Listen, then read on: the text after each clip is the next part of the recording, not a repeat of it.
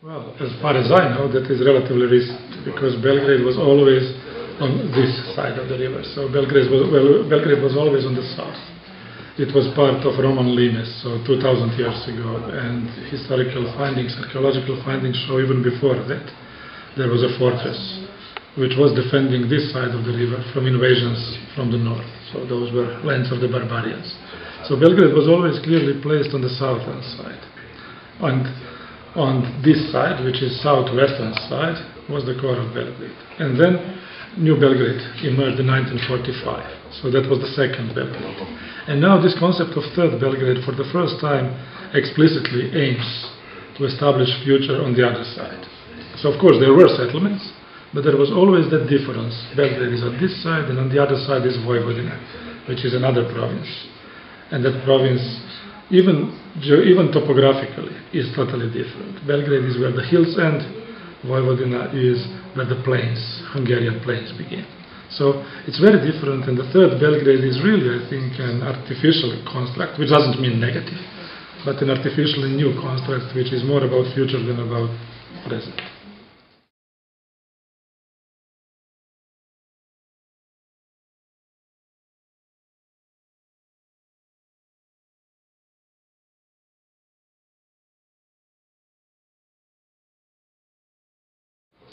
Well, that is a really interesting question, because as I said, thousands of years separate those two Belgrades, old Belgrade and new Belgrade. And they have totally different topographical features, they have very different typologies in all sorts of ways, from those natural typologies all the way to what we built over the centuries and over the recent decades. And I think that produced a very interesting quality which existed until relatively recently.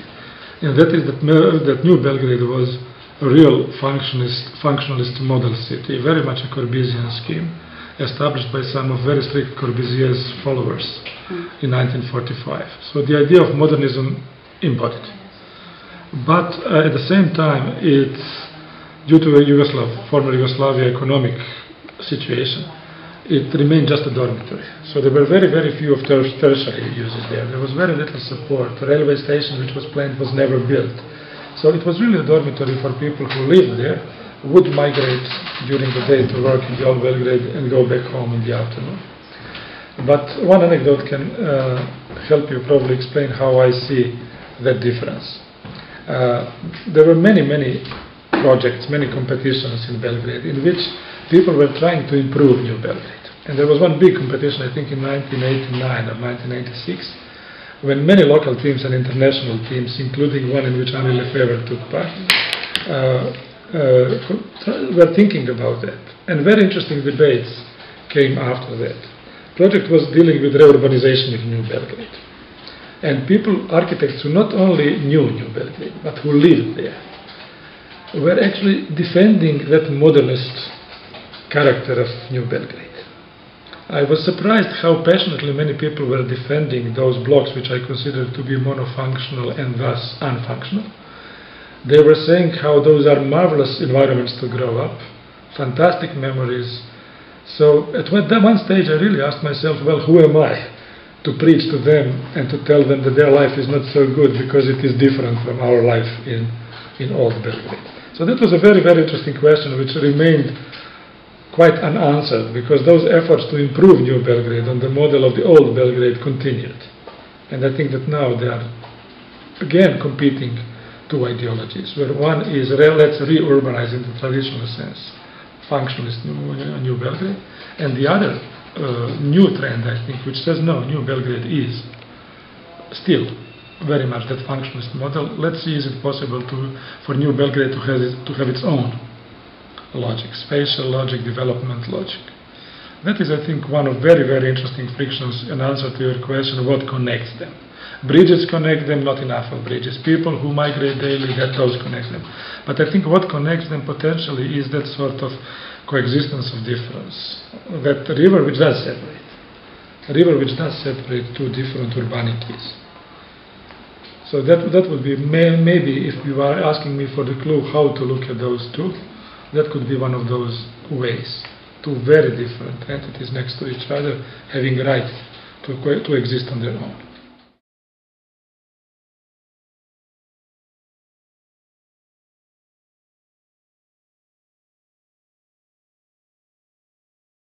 what could be a comparison with what's happened now in Belgrade, so vision for urban development and to push the city in a market of sustainable city. And sustainability is one of my passions. It started with solar architecture specialization a long time ago. So there is a kind of satisfaction of our time has come. But has it really come? I really know very few places which are honestly embracing the idea of sustainable cities. And Belgrade, I think, is in such a crisis that, like in many other parts of the world in crisis, those things are left to be dealt with later. The most notable example is China. And I think Belgrade also belongs to one of those. People believe, sometimes with certain reason, but not really entirely justified, that developing countries cannot afford to be sustainable, which I think is wrong. They cannot afford to be sustainable in a particular way, which is neoliberal way, which is globalization as we are experiencing it, imposing on the whole world. So poorer country cannot sustain such approach to sustainability, that which favors high tech, which favors earning from sustainability. It is about, I think proper sustainability is about sufficiency more than efficiency. But at the moment that dominating dogma is very much about technological efficiency. So in that regards, I think that Belgrade, unfortunately, I think, is having very few of those examples. There is, of course, proper terminology at the level of urbanism and urban design, which are promises, not projects. At the level of promises, there is a lot. But in terms of realization, my feeling is, and I don't live now here, I'm very regular guest, but distance sometimes may help, sometimes may do the opposite. I have a feeling that what rules is a kind of fairly blunt, rudimentary form of neoliberalism, which has become outmoded and experienced all sorts of collapses worldwide and challengings. But when I listen ministers of finance and economy in Serbian government, I see something and I hear something that I was hearing 30 years ago in England when Margaret Thatcher was climbing or something like that. So there is a sense of déjà vu without cultural belonging of that system. That system did belong in a way, I think, to Anglo-Saxon world. It never belonged to this world. So it's a blunt tool of appropriation of resources where much of that formerly socially owned, as it was called in Yugoslavia, property needs still to be transferred into private ownership. And that process is still going on. Before that gets completed, I don't believe that any quality except that will happen. So, not so optimistic picture.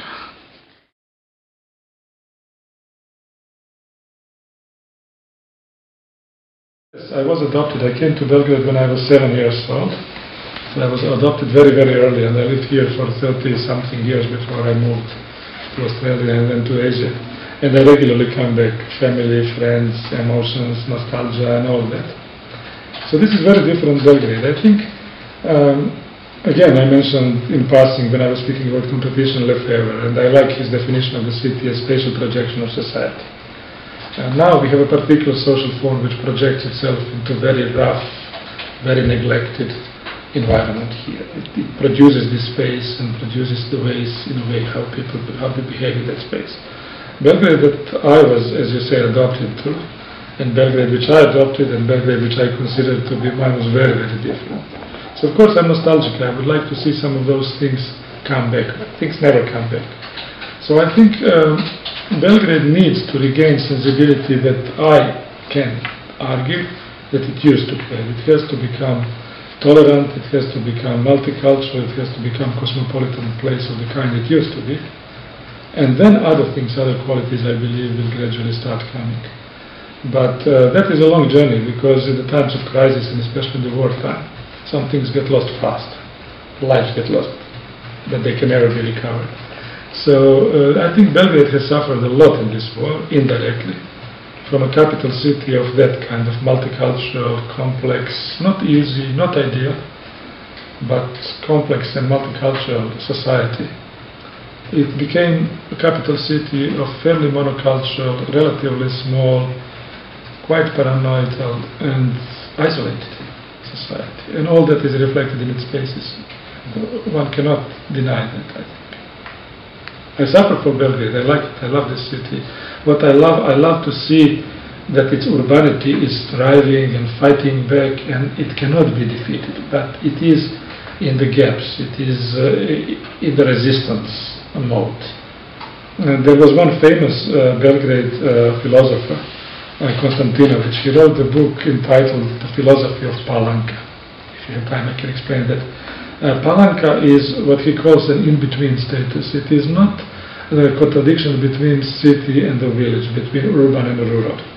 Palanka is in an in-between status of lack of identity, of population that has left the village, became uprooted for its identity and never adopted in the city except physically being there. Again, coming back to China, lots of migrant population all around the world are like that.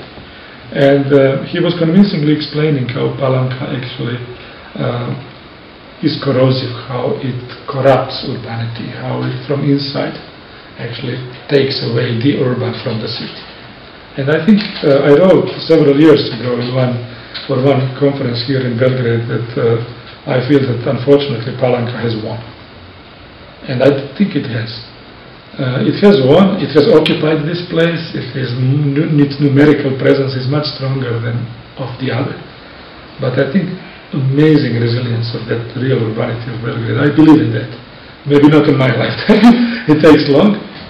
But you know, all these concerts, all these theatrical performances, all the art, all the youth culture, all that, I think starts to counterbalance chauvinist exclusiveness, neo-fascism and all that which is thriving in Belgrade.